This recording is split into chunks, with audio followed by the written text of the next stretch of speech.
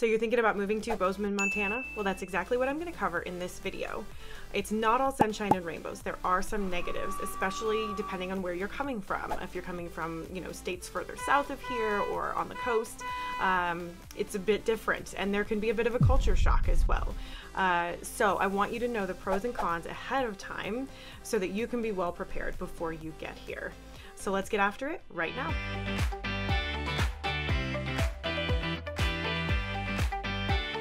If this is your first time to the channel and you want to know everything there is to know about living in Bozeman, Montana and the surrounding areas here in southwest Montana, like Big Sky, Three Forks, Livingston, or Ennis, then be sure to subscribe below and tap the bell for notifications so you can be the first to know about the current market here in Bozeman and the surrounding areas in southwest Montana. My name is Hallie, and I get calls, texts, and emails every single day from people just like you looking to make their move to beautiful southwest Montana, and I love it.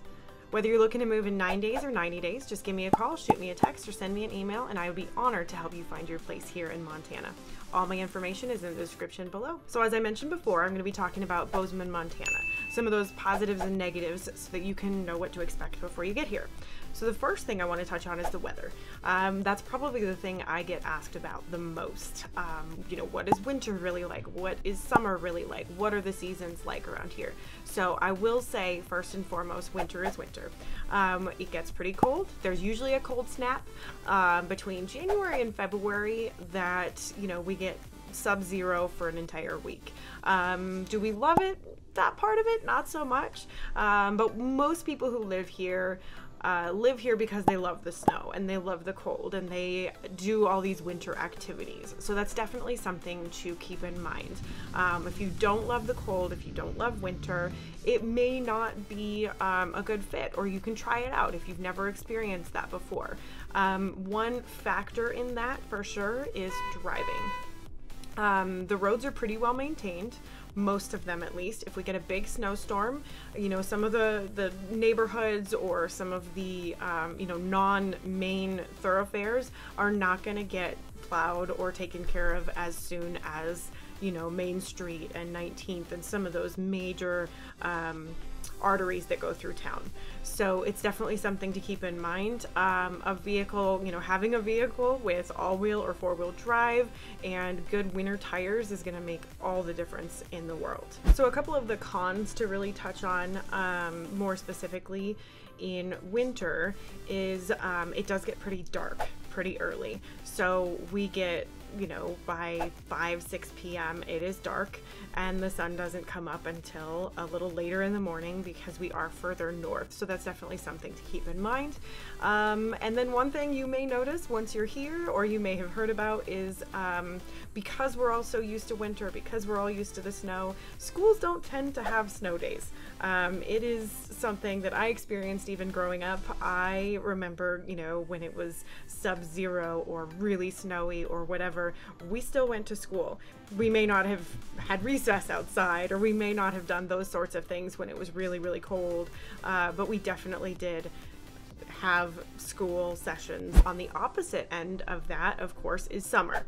A lot of the jokes around here are that we have winter and construction. Those are our seasons, but truly it's not just that.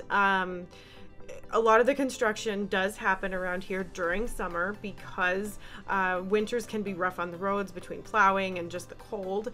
But also, we've got to get that work done when we can during the summer. So there is some construction that happens during the summer, and it is hot and can get pretty dry, especially later on in the summer months. And what that leads to is sometimes we get thunderstorms that don't really produce much rain, and those can start forest fires and wildfires. That is definitely an occurrence around here. So it's something to keep in mind. We do also sometimes get smoke from other states and other areas that might have fires. So it is definitely something that affects us, in typically August into September, is that smoke and wildfires. Now, some years are better than others, some years are worse.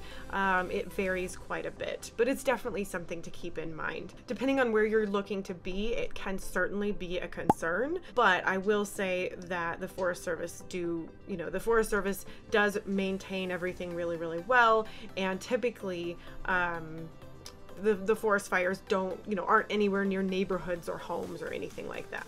All right, so I've touched on winter and summer. Yes, we do also have spring and fall. Sometimes they're a little short. Sometimes winter can kind of crowd into either one of those on either end. But we do have all 4 seasons. Springtime is absolutely gorgeous. Things turn green everywhere. It's absolutely stunning. A lot of the time we do get snow, you know, random snowstorms in May even, but they don't typically last very long, just a wet snowstorm, and then it passes and everything turns really green and it's beautiful. And fall in particular is wonderful around here. Sometimes it lasts a week before the snow comes and it gets pretty cold. Sometimes it lasts a little bit longer. But fall around here is absolutely gorgeous. It may not be the same as what people have experienced, you know, over on the East Coast, but we do get fall colors, and oftentimes it is quite beautiful around here.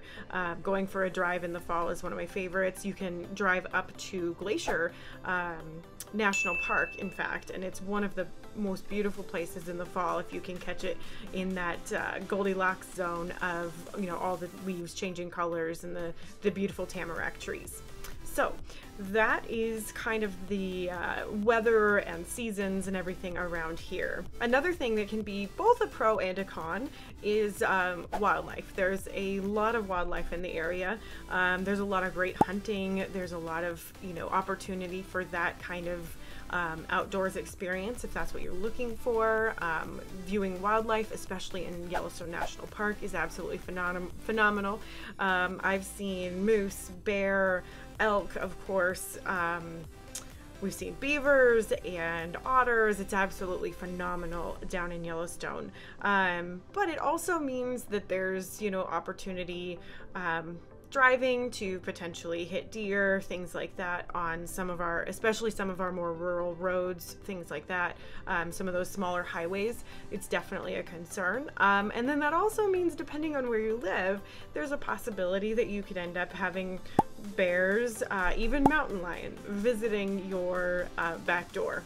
I definitely have had some friends and family who live south of town up against the mountains who have experienced all of those. They even had a couple of moose drinking out of one of their little, you know, water features in the yard. So it's definitely a fun, cool experience, but it can be a little bit alarming for people who have never been here before. Another thing that is worth noting that some people love and some people don't like as much or aren't expecting is that things are really spread out.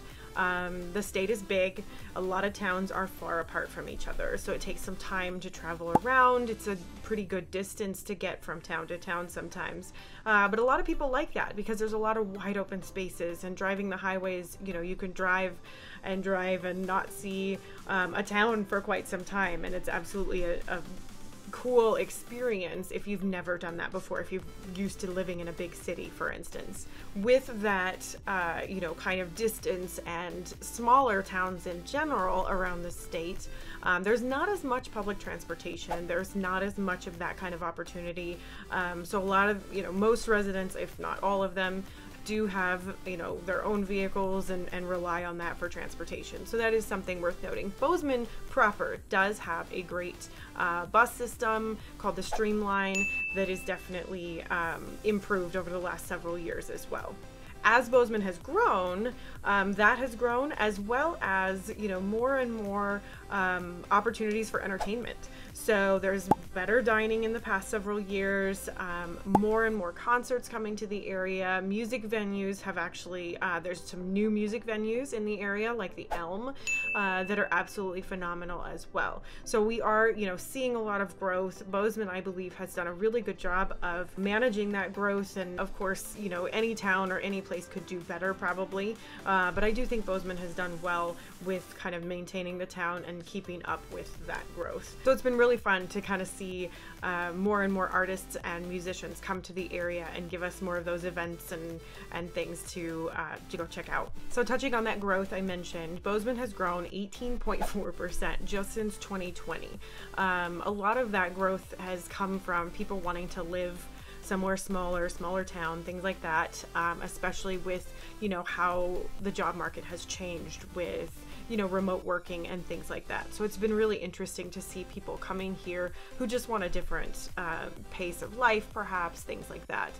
Now, the cost of living is 21.6 12% higher than the national average, according to bestplaces.net. So that's also worth noting, that the cost of living can be a bit higher here, especially in Bozeman. If you're looking for maybe, you know, a little bit lower cost of living, some of the neighboring towns, you know, like Three Forks and Livingston, can help kind of tamper that and give you a little bit better cost of living as well. And that's not far from Bozeman. So Three Forks is going to be about a 20 to 30 minute drive. Same with Livingston, probably about 20 to 30 minutes, again, depending on weather and whatnot on the interstate there. So according to niche.com, Bozeman is the best place to live in Montana. And they actually say that it's the best place for young professionals as well, probably because of all of the outdoor opportunities, in combination with some really great job opportunities as well, with, you know, technology, outdoors, companies like Sims in the area, lots of different opportunities here for medical professionals with our growing healthcare network here with Bozeman Health, things like that. So there's a lot of great opportunities here as well. And unemployment is currently at 3%, which is lower than the national average. And that is according to bestplaces.net as well. So there is a potential con as well with the growth that Bozeman has experienced. While we are getting, you know, more people coming here, it has affected the traffic. And if you talk to locals, you will definitely hear them complain a little bit about how much the traffic has gotten worse in the past several years. But I still don't think it's going to be anywhere near the same as what people have experienced, you know, what people usually experience in larger cities. Yes, we do have traffic. There is rush hour, things like that. Especially, you know, maybe coming back from Big Sky at the end of a ski day, or, you know, rush hour traffic right in Bozeman when people are getting home from work. But it's really not typically that bad, especially comparatively. So you may hear some locals complain about it, but I just have to say it depends on what you're comparing it to, right? So that can be somewhat of a con for sure. Even with the growth that we've experienced, some people tend to think that Bozeman is still a pretty small town, and they're not expecting it to be quite so small or so quaint. It's growing. It's absolutely bigger than it once was, but it's still not going to compare to big city life. There's not going to be quite as much to do, quite as much dining, that sort of thing. It is certainly still a small town with kind of a rural feel, especially as you get outside of downtown. So that's definitely something to be aware of. Again, a lot of people around here are not going to count that as a con. Most people around here like that small town feel. So it's just nice to know that it is still a smaller town. You are moving to a town with, you know, around or maybe just above 50,000 people. So it's not huge. Even though a lot of people around here feel like it has gotten, you know, so big, I know it depends on what you're comparing it to. On that note, the locals here, people who have lived here a long time especially, everyone for the most part is super friendly. You're gonna get people who want to help and want to, you know, show you where to go and where things are and some of those, you know, best things to do. There are some, you know, there's always talk on in Facebook groups or online about, you know, locals not wanting new people to come here. But really what it comes down to is we love this place and some people don't want to see it change. So keep that in mind. Depending on where you're coming from, there might be some attitude, especially in online communities. But when it really comes down to it, when you are here in person and you talk to people, most everyone around here is very, very friendly. So one of the things that I have touched on multiple times here in different videos and in this video, even when I was talking about weather, is the outdoor recreation opportunities. So between skiing at Bridger Bowl and Big Sky and hiking and mountain biking and rafting, we have a ton of different opportunities to get out and explore these beautiful mountains here. So it is definitely a pro. I can't think of a single con personally for that piece of, you know, life here. Now, if that's not your cup of tea, if that's not what you're looking for, I don't know if it would make sense to be here because there aren't a lot of other things to do. You know, we get people who come and they're like, well, I'm not into hiking. What else is there to do? And that's really what Bozeman is very focused on, is the outdoor recreation, out in the mountains, out experiencing nature.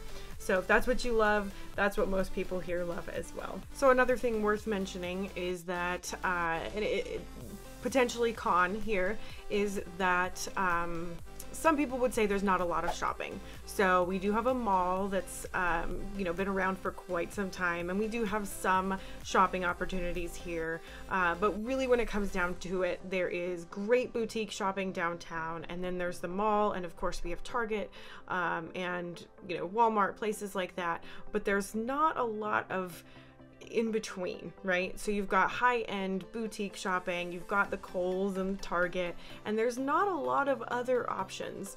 So not a ton of diversity there, or rather not a ton of variety.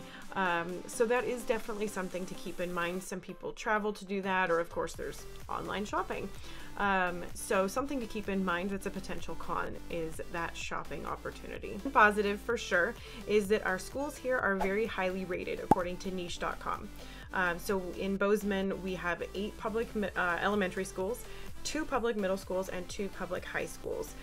You can learn more about them specifically on niche.com, but those are generally very highly rated.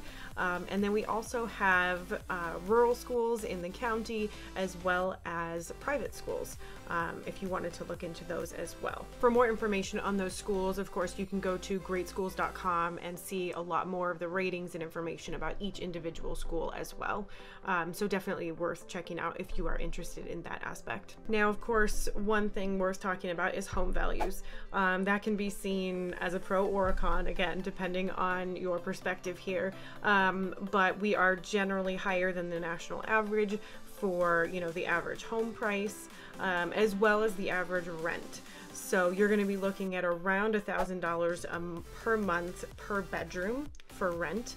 And then the median home price in the overall area, you know, ranges from 400 to 600,000, just depending on where in Bozeman you're looking at, or maybe just on the outskirts of Bozeman, and what type of home, of course, you're looking at as well. According to niche.com, it's around 412,000 is that median, but I would say that's on the low side, just given the properties that are out there and what's been for sale. According to bestplaces.com, the median home price in Bozeman is around 587,000, which I think I can pretty much verify. There's certainly something, some higher listings out there as well as lower, so I think that's a pretty good median there as well. So in summary, really, Bozeman is absolutely beautiful. We have lots of winter, we have beautiful spring, summer, and fall. They just may be a little shorter than you're used to.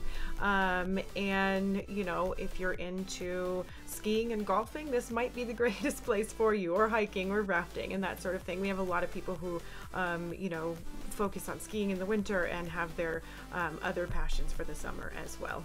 I could probably go on and on, but really that's the big picture here.